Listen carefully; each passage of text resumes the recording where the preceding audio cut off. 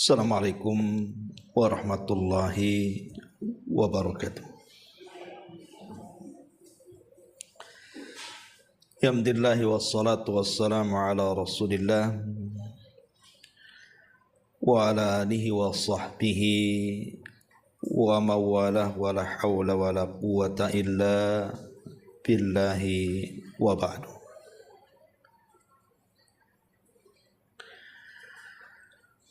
Alhamdulillah, segala puja dan puji hanya milik Allah Jalla fi'ula. Salawat dan juga salam kita hadiahkan kepada Rasul kita Nabi besar Muhammad sallallahu alaihi wa ala alihi wasallam. Kita lanjutkan kajian kita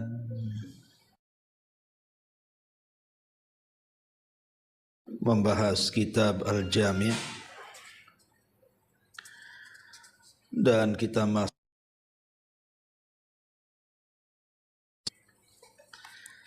dari hadis Abi Sa'id Al-Khudri radhiyallahu an. Baik, kita baca hadisnya baru kita jelaskan. An Abi Sa'id Al-Khudri radhiyallahu an.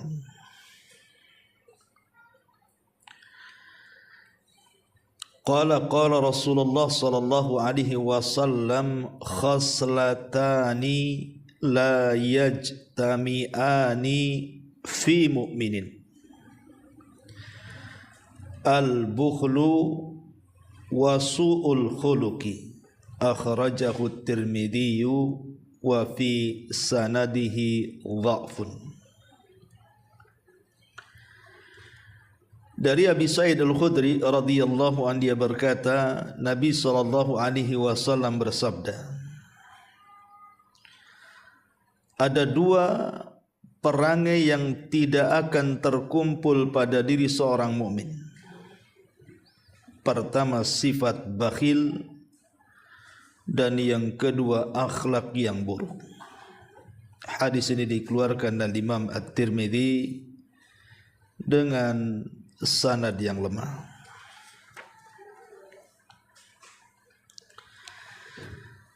Ma'asyiral muslimat yang dimuliakan Allah Azza wa Jal, meskipun hadis ini lemah, akan tetapi kedua sifat ini tetaplah tercela, tidak boleh dimiliki seorang mukmin.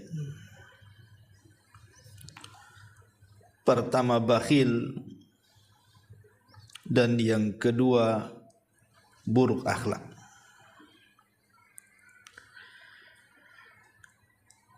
Ma'asyiral muslimat yang dimuliakan Allah Azza wa Jal, kita akan bahas satu persatu dari dua akhlak ini. Pertama, bakhil.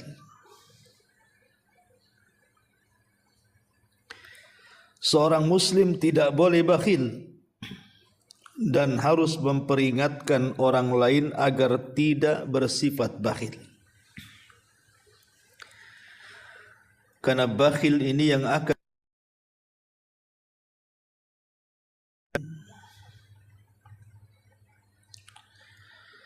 Ma'asyiral muslimat yang dimuliakan Allah Subhanahu wa taala, bakhil ini lebih parah dibandingkan penyakit.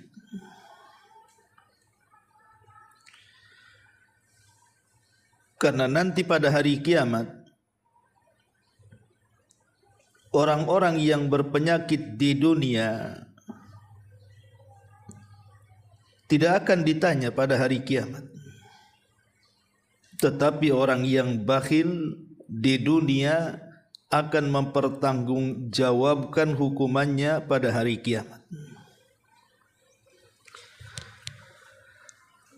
Walaupun di dunia nampaknya badan orang bakhil itu sehat, tidak terkena cacat dan penyakit, tapi penyakit ini lebih parah dibandingkan orang yang terkena penyakit badan. walaupun nampaknya lemah. Boleh jadi orang yang terkena penyakit badan itu terbaring, tidak bisa bergerak, ada kalanya harus diberi makan minum oleh orang lain, bahkan sampai ke tingkat koma. Tetapi itu hanya sebatas duniawi saja. Penyakit itu akan berakhir mungkin dengan kesembuhan atau dengan kematian. Tetapi bakhil ini tidak. Penyakit ini akan dibawa sampai ke akhirat. Makanya Allah Subhanahu wa taala mengatakan dalam surah Al-Imran ayat 180, "Wala yahsabannal ladzina yabkhaluna bima atahumullahu min fadli huwa khairal lahum bal huwa syarrul lahum sayutawwaquna ma bakhilu bihi yaumal qiyamah." Jangan sangka orang-orang yang mereka bakhil dengan apa yang Allah telah anugerahkan dari rizkinya itu lebih baik bagi mereka, bahkan itu keburukan bagi mereka, dan mereka akan dikalungkan pada hari kiamat dengan sifat bakhilnya. Maksudnya akan disiksa pada hari kiamat karena kebakhilannya di dunia. Karena orang-orang bakhil itu umumnya menganggap dirinya baik. Ketika seseorang tidak mau memberi kepada orang, dia pikir dia menjaga hartanya, menjaga kenikmatan dunianya untuk bersenang-senang dengannya. Salah, itu sebuah keburukan bagi mereka. Karena hal ini akan menjadi bencana bagi dia kelak pada hari kiamat. Ma'asyiral muslimat yang dimuliakan Allah Subhanahu wa taala. Bicara tentang bahaya bakhil ini, sebelum saya bicara tentang bahaya bakhil, bakhil ini kan tidak mesti dalam masalah harta, Bung. Tapi bakhil ini bisa mencakup banyak hal. Dan yang paling parah dari bakhil ini adalah bakhil dengan ilmu pengetahuan. Dia tidak mau mengajarkan ilmu itu kepada orang dan berusaha untuk menyembunyikan. Ini adalah sebakhil-bakhilnya orang bakhil. Kemudian yang kedua,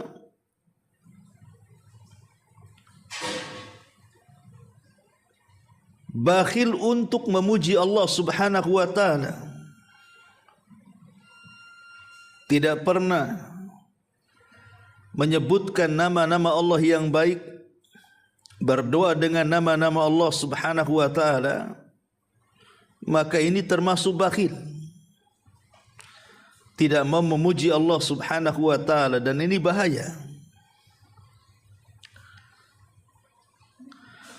Kemudian yang ketiga, bakhil untuk tidak mengucapkan salawat kepada Nabi. Sampai-sampai Nabi SAW mengatakan, al-bakhilu alladhi man dzukirtu indahu falam yusalli alayya. Orang bakhil adalah orang yang namaku disebut di hadapannya, tapi dia tidak mau bersalawat kepadaku, kata Nabi. Ini juga termasuk kebakhilan. Bakhil untuk tidak mengucapkan salawat kepada Nabi sallallahu alaihi wasallam. Kemudian juga bakhil untuk tidak mengucapkan salam. Bahkan Nabi sallallahu alaihi wasallam mengatakan, abkhalun nas man bakhila bis salam. Orang bakhil dari manusia adalah orang yang bakhil untuk mengucapkan salam. Berat untuk mengucapkan salam.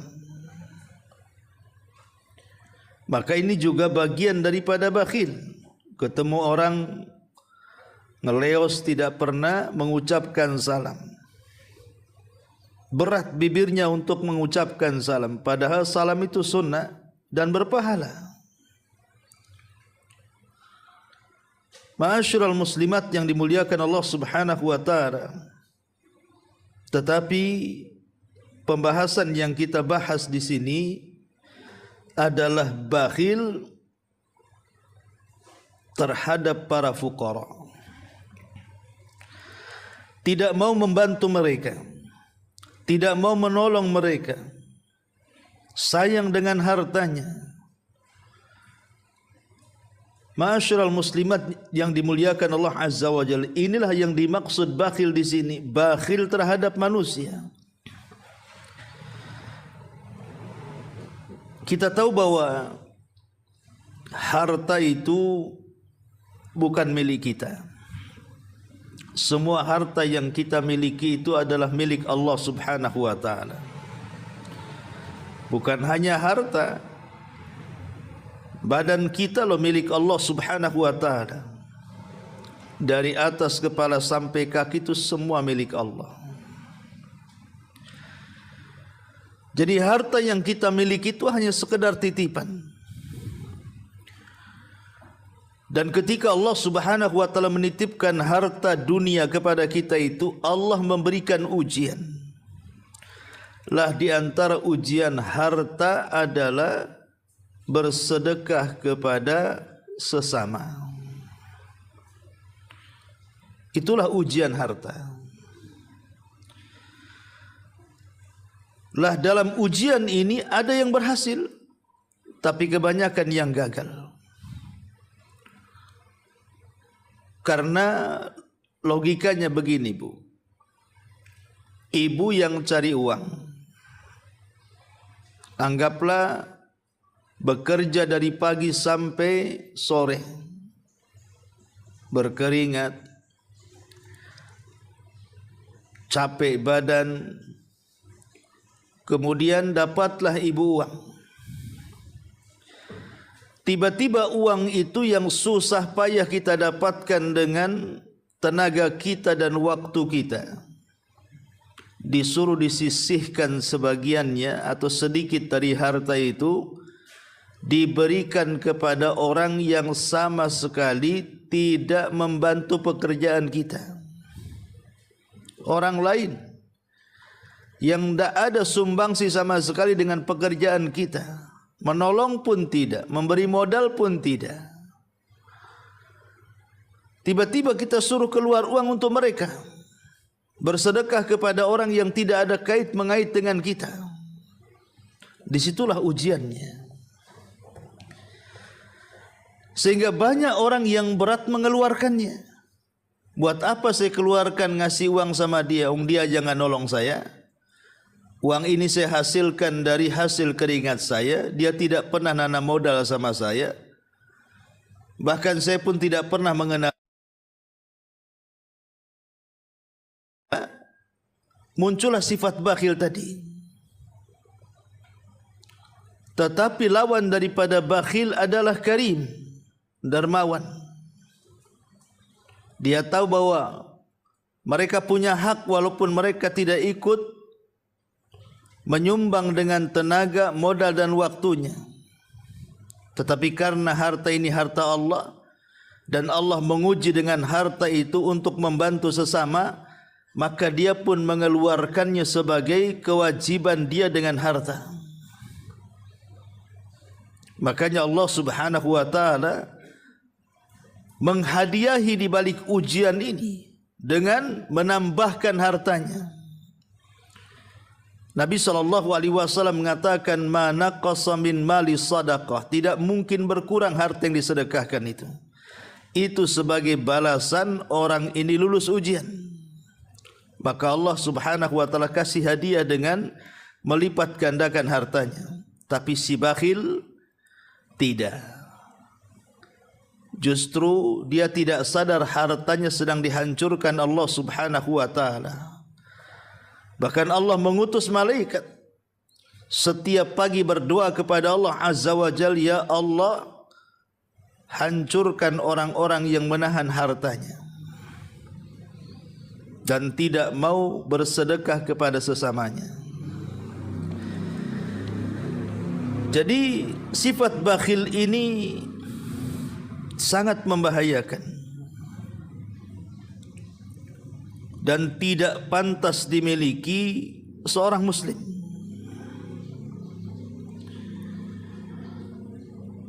Di antara perkataan para ulama salaf tentang masalah ini, berkata Bishr ibn Al-Haris, "An-nadharu ilal bakhili yuqassil quluba." Memandang orang bakhil itu bisa mengeraskan hati.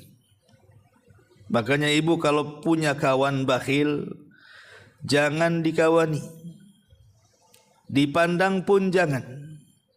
Itu bisa mengeraskan hati. Nanti ketularan penyakitnya. Kemudian juga Abdullah ibn Amr radhiyallahu anhuma mengatakan, "Asyukhu asyaddu minal bukhli. Lianna syahiha huwa alladhi yasuhu ala ma fi yadi ghairihi hatta ya'khudahu wa yashikhu bima fi yadihi fayuhibbuhu wal bakhilu huwa alladhi yabkhulu bima fi yadihi." Bakhil itu kata beliau ada dua tingkatan. Ada yang disebut dengan asyuh dan ada yang disebut dengan al-bukhl. Lah asyuh itu tingkatan bakhil paling tinggi, Bu. Apa bedanya asyuh dengan al-bukhlu? Kalau asyuh itu dia pelit dengan hartanya dan dia menghendaki orang lain atau menghendaki harta orang lain berpindah kepada dia. Dia sudah pelit, dia menghendaki harta orang. Itu namanya asyuh. Ini tingkatan bakhil paling tinggi. Sudah tidak mau ngasih, tapi harta orang pengen diambil. Sementara al-bakhil ini hanya sekedar menahan hartanya saja, supaya jangan berpindah kepada orang. Dan dua-duanya sangat tercela. Makanya Muhammad ibn Munkadir mengatakan, kana yuqalu idza arada Allahu biqaumin syarran ammarahu Allahu alaihim shirarahum wa ja'ala arzaqahum bi aidi bukhalaihim. Apabila Allah hendak meletakkan keburukan kepada sebuah kaum, maka Allah akan pilih di antara mereka para pemimpin-pemimpin jelek dan Allah jadikan rizki-rizki mereka di tangan orang-orang bakhil. Jadi kalau Allah Subhanahu wa taala hendak meletakkan keburukan pada sebuah kaum, pertama Allah angkat pemimpin yang paling buruk di antara mereka dan Allah letakkan rizki mereka di tangan-tangan orang bakhil. Lihat bagaimana Muhammad ibn Munkadir menggambarkan bahwa kebakhilan ini tanda keburukan sebuah umat, tanda keburukan sebuah kaum ketika merebaknya kebakhilan. Makanya pengaruh bakhil ini luar biasa, Bu. Apa saja pengaruh bakhil ini? Pertama, orang bakhil itu diharamkan akan mendapatkan pahala besar dari pahala-pahala infak dan sedekah dan pintu-pintu kebaikan yang lainnya. Jadi orang bakhil itu hakikatnya membuang pahala. Harusnya dengan kekayaan itu dia bisa mendapatkan pahala banyak. Pahala yang akan mengalir seumur hidupnya sampai kematiannya. Idza mata ibnu Adam in qata amaluhu illa min thalathin sadaqatin jariyah. Apabila anak Adam meninggal dunia, maka tidak ada yang dibawa ke dalam kuburnya kecuali sedekah yang mengalir. Orang bakhil tidak akan memiliki pahala ini. Pahala yang mengalir sampai kuburannya terhalang bagi orang yang bakhil. Yang kedua, pengaruh buruk bakhil itu menunjukkan lemahnya iman dan buruk sangkanya dia kepada Allah Azza wa Jalla. Dia sangka kalau seandainya dia keluarkan sebagian harta atau sedikit dari hartanya, menunjukkan apa? Menunjukkan kefakiran. Karena kalau dia sedekahkan 100.000, maka akan hilang 100.000 di dompetnya. Sehingga dia berburuk sangka kepada Allah seolah-olah dia menyia-nyiakan hartanya dan memberikan kepada orang dan mengurangi hartanya. Padahal Al-Quran dan Sunnah sudah membuat paradigma terhadap kaum muslimin bahwa siapapun yang bersedekah pasti akan ditambah, tapi orang bakhil tidak yakin dengan tambahan itu. Akhirnya berburuk sangka dengan Allah, jadilah dia lemah iman. Kemudian yang ketiga, akan membuat manusia tidak suka. Orang bakhil orang enggak suka. Contoh sederhana ya ibu ya. Ibu makan sama kawan-kawannya. Perhatikan orang bakhil ini, biasanya banyak alasan tuh. Giliran mau bayar terakhir, siapa yang mau bayar, nampak orang bakhil itu. Pura-pura ke toilet, pura-pura menerima telepon, pulang dulu, sibuk. Giliran suruh bayar saja banyak alasan bu. Giliran pesan makan paling depan dia milih menu. Ini nampak kan tak suka, lama-lama sekali, 2 kali, 3 kali, lama-lama dicap tuh. Jangan bawa dia katanya. Lama-lama manusia benci jijik sama dia kan, karena kebakhilan tuh. Itulah buah bakhil. Kemudian yang keempat, lebih daripada itu, rizki akan diharamkan kepada dia. Dia sangka dengan bakhil itu akan membawa kekayaan, salah. Bakhil itu membawa kemiskinan. Karena Allah haramkan rizki kepada orang bakhil. Yang kelima, sadar ataupun tidak sadar, orang bakhil ini jatuh kepada perbuatan dosa. Kenapa? Karena dia meninggalkan hak dan kewajiban yang harus dilaksanakan dari perintah Allah. Seperti sedekah dan zakat, infak dan sedekah. Itu adalah perintah Allah. Tapi orang bakhil ini tidak mau. Jangankan lagi yang sunnah, yang wajib saja tidak mau. Makanya dia telah melakukan perbuatan dosa.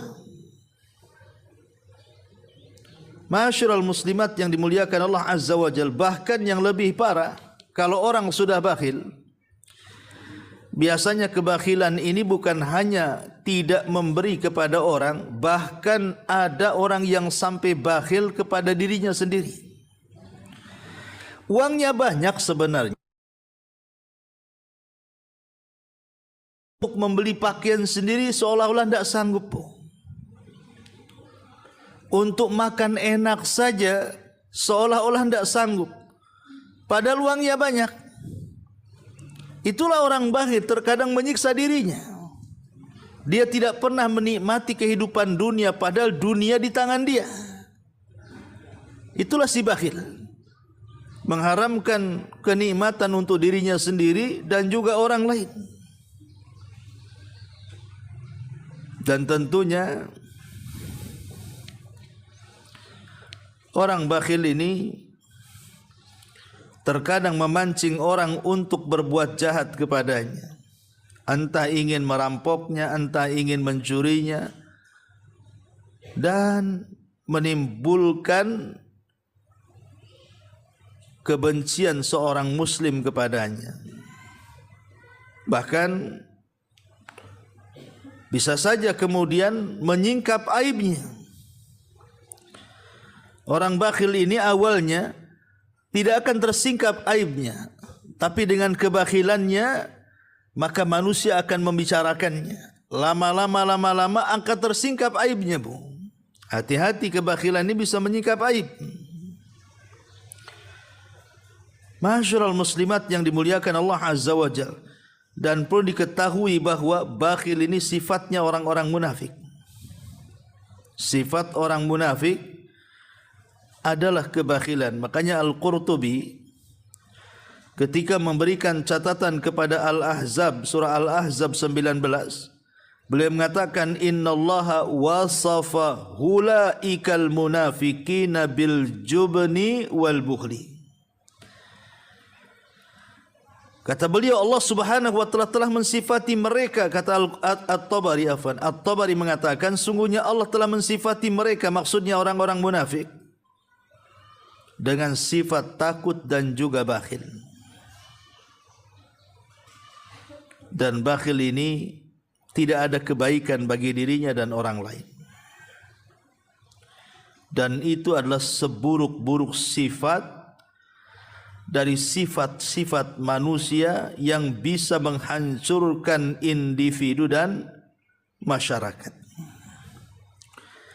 Makanya kenapa di sini Nabi SAW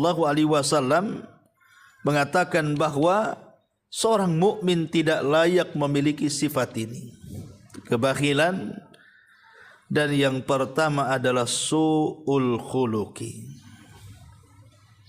Ini bahaya bakhil. Kemudian sifat yang kedua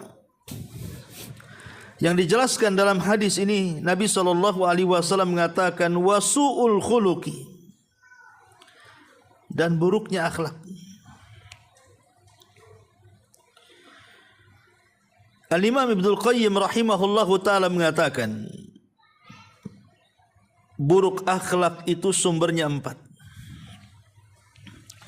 Kenapa orang itu bisa jelek akhlaknya, bisa buruk akhlaknya? Kata Imam Ibnul Qayyim, karena sumbernya 4, Bu. Hati-hati dari 4 sumber ini yang menjadikan orang buruk akhlak. Yang pertama al-jahlu, kejahilan. Orang bodoh, orang yang tidak berpendidikan, yang tidak pernah diajarkan sopan santun, yang tidak hidup dalam keluarga yang penuh dengan akhlak, maka kejahilan ini memicu munculnya keburukan akhlak. Lihat anak-anak yang tidak dididik baik orang tuanya, sehingga dia jahil dari akhlak-akhlak mulia. Lihat dari mereka, akhlaknya sangat buruk sekali. Menentang orang tua, bermusuhan dengan saudara, tidak punya akhlak, ngomong pun asal ngomong. Maka jahil ini adalah sumber buruknya akhlak. Yang kedua, az-zulmu, kezaliman. Orang kalau sudah berbuat zalim, maka tidak akan punya akhlak. Karena orang yang zalim ini bisa saja menyakiti perasaan orang dengan tajamnya lisan, menyakiti badan orang dengan ringannya tamparan, bahkan menganggap ringan darah orang dengan membunuhnya. Nggak ada akhlak orang-orang yang zalim itu. Maka jauhi sifat zalim, karena ini sumber munculnya akhlak buruk. Kemudian yang ketiga asyahwatu, mengikuti syahwat hawa nafsu. Akhirnya jatuh kepada zina, minum khamr, jatuh kepada judi, jatuh kepada macam-macam maksiat karena mengikuti syahwat ini. Akhirnya jatuh kepada perangai yang buruk. Dan yang terakhir al-ghadab, mengikuti emosi amarah. Orang yang marah itu tidak akan berakhlak, Bu. Umumnya orang marah kan kayak ibu lagi marah nih, udah mata merah, melotot, mau keluar, urat lagi kencang. Kadang-kadang ngomong gak dipikir, Bu. Mengeluarkan kata-kata binatang dari A sampai Z. Ya, kadang-kadang kemudian dia hilang malunya. Dia bisa berteriak-teriak depan orang. Hilang akhlaknya, Bu. Orang marah itu. Lah Imam Ibnul Qayyim rahimahullah mengatakan inilah 4 sumber jauhi. Karena 4 sumber ini yang menjadikan akhlak kita jahat. Ya, kejahilan, kezaliman, syahwat dan marah. Ma'asyiral muslimat yang dimuliakan Allah Subhanahu wa taala. Bicara tentang akhlak yang buruk.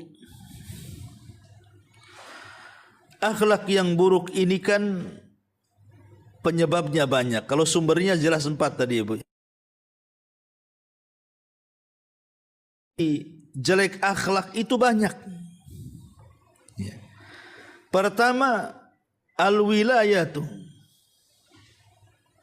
Mungkin dia diberikan pangkat, jabatan, kedudukan, merasa sok. Sampai-sampai merendahkan orang. Merasa dia paling tinggi sehingga dia bisa mencaci maki orang. Lihat para pemimpin itu, Bu, yang sok-sok jadi pemimpin. Padahal dia tidak sadar bahwa kepemimpinan itu amanah. Allah yang memberikan, Allah juga berhak mencabutnya. Tetapi banyak orang-orang yang terlahir menjadi pemimpin itu seperti Fir'aun dan Namrud. Kadang-kadang menindas dengan ucapannya, merugikan dengan perbuatannya. Jadi kepemimpinan itu kalau tidak tahu itu amanah dari Allah membawa bencana. Maka akan muncul akhlak-akhlak buruk, Bu. Ini yang pertama. Yang kedua, al-azl. Menyendiri. Gak mau bergaul dengan orang. Itu juga menimbulkan akhlak buruk, Bu. Kita ini manusia harus bersosial. Harus berkawan. Bukan ngurung aja kan begitu ya. Kan ada tuh orang-orang yang mungkin pikir karena sudah ngaji pindah ke lingkungan yang tidak ada satupun yang ngaji di lingkungan itu, akhirnya ngurung diri di rumahnya, nggak mau keluar bertetangga. Alasannya apa? Buat apa katanya, orang-orang sekitar ini orang awam katanya. Akhirnya ngurung diri, Bu. Ini membuat kecurigaan orang. Nanti gas dapur meledak disangka teroris. Karena enggak mau bergabung sama orang kan, Bu ya. Ingat, kalau seandainya seorang muslim itu mau bersosialisasi dengan tetangga dan masyarakat, kemudian mendapatkan gangguan, mungkin digibah, diejek, disakiti, dibuli, difitnah, digibah, itu lebih baik, Bu, dibandingkan ngurung diri di rumah dan tidak ada yang mengganggu. Begitu Nabi mengatakan. Karena ketika kemudian kita bergaul dengan orang itu kan menumbuhkan sifat kedewasaan sehingga dia bisa mengelola konflik tuh. Bisa menghadapi orang, bisa memberikan solusi kepada orang, bisa membantu orang dan begitu seterusnya. Yang ketiga, al-ghina, kekayaan. Kekayaan ini bisa merubah orang. Ada orang ketika miskin baik sekali, ketika jadi kaya jahat sekali.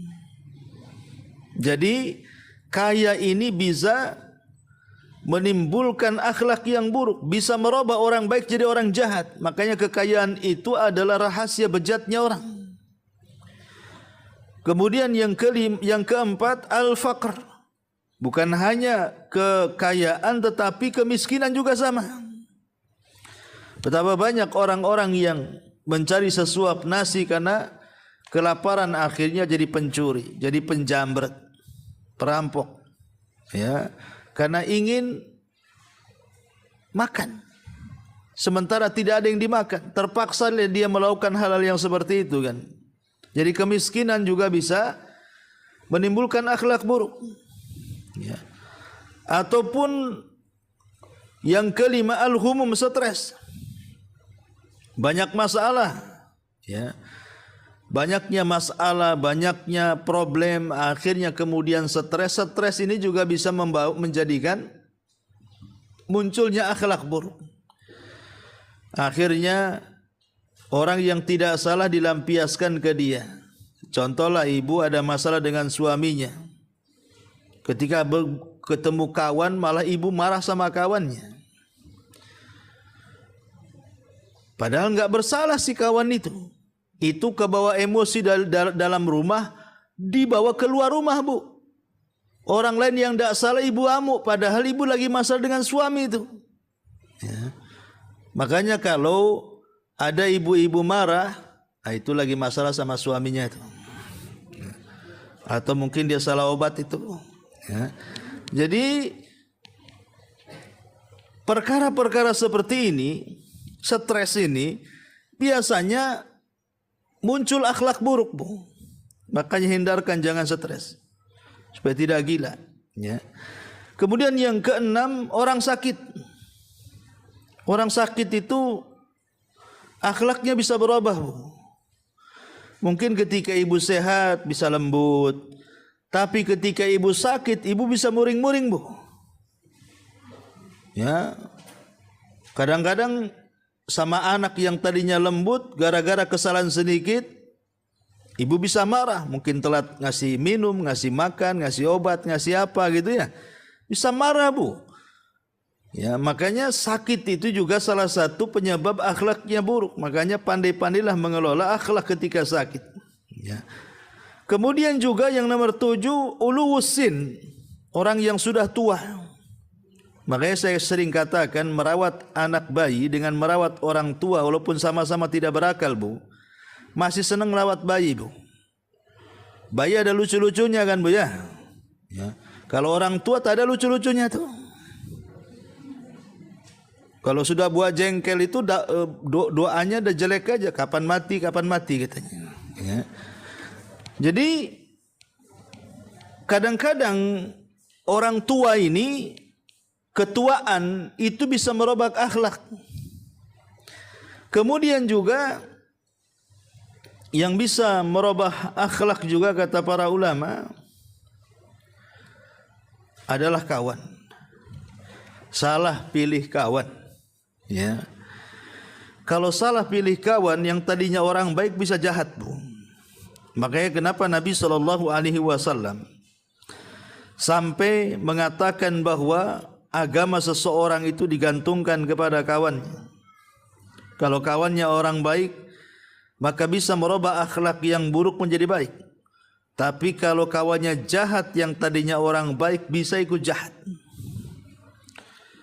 Makanya inilah di antara 8 perkara yang kata para ulama menyebabkan sebab-sebab munculnya akhlak buruk.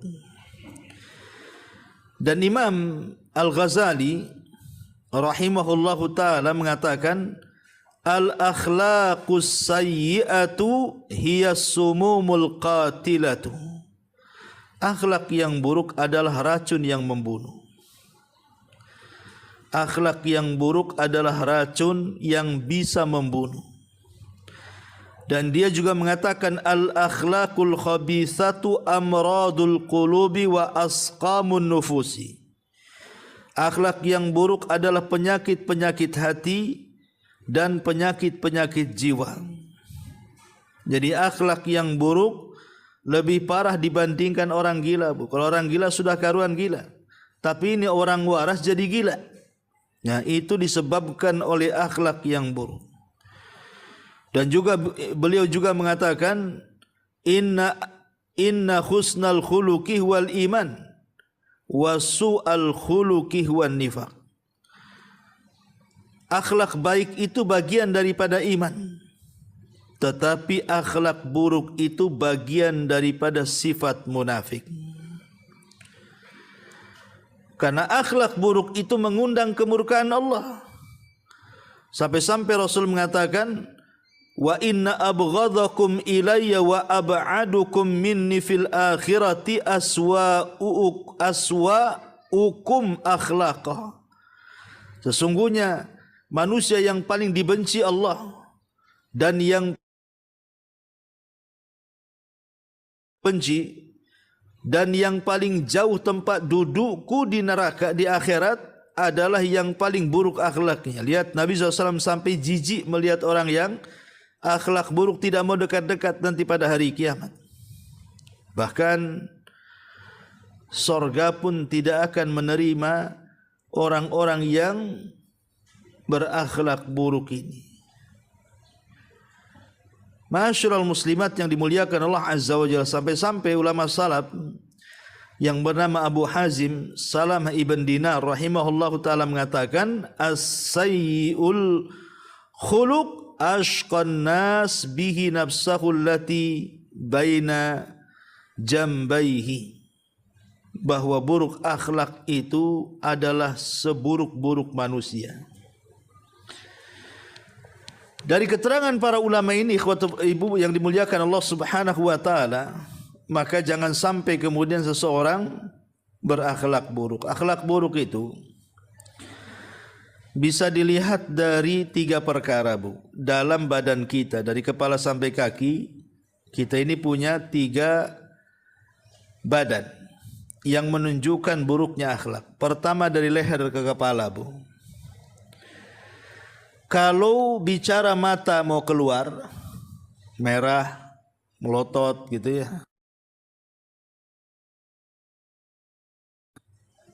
Lisan yang tidak ada senyum, kemudian berkata-kata kotor. Kemudian hidung asal mencium dan telinga asal dengar. Maka kepala kita tidak punya akhlak, Bu. Ataupun di dalam isi kepala pikiran-pikiran kotor, maka kepala kita tidak berakhlak. Kemudian yang kedua, kedua tangan. Kalau kita bakhil untuk menolong orang, tidak ringan tangan, bahasanya ya berat tangan gitu. Tidak mau menolong orang, tidak mau mengantarkan orang, tidak mau ya mengangkat barang orang, pokoknya yang sifat-sifatnya menolong orang, mencari pahala dengan amal saleh, maka tangan kita tidak berakhlak. Kemudian dari kepala sampai kaki, kalau kita bicara kemudian tidak menghadap kepada lawan bicara kita, malah kita memunggungi dia sambil bicara atau melambungi dia saat bicara gitu ya, maka dua-duanya tidak berakhlak. Mau memunggungi orang yang ngadap ke sana, yang diajak bicara ngadap ke sini, atau mungkin menyamping gitu ya, maka tidak punya akhlak. Hargai, walaupun yang diajak bicara itu mungkin lebih rendah kedudukannya, lebih miskin dari kekayaan kita, mungkin dia orang biasa, tetapi Islam itu tidak membeda-bedakan orang. Ya kalau ngomong hadap-hadapan badan. Lah inilah, kalau seandainya kita memiliki 3 perkara dalam badan ini, maka kita dinyatakan buruk akhlaknya. Maka jaga 3 badan ini, leher ke atas, kedua tangan, dan kepala sampai kaki. Mat santun, mata sayu, tidak pernah melotot, tenang, pikirannya tidak ada yang negatif gitu ya, tidak asal dengar, tidak asal cium, tangannya ringan tangan, badannya pun menghargai orang, maka dia dikatakan baik akhlaknya. Ini di antara orang mukmin. Baik, sampai di sini. Silakan kalau ada yang mau bertanya sebelum saya tutup.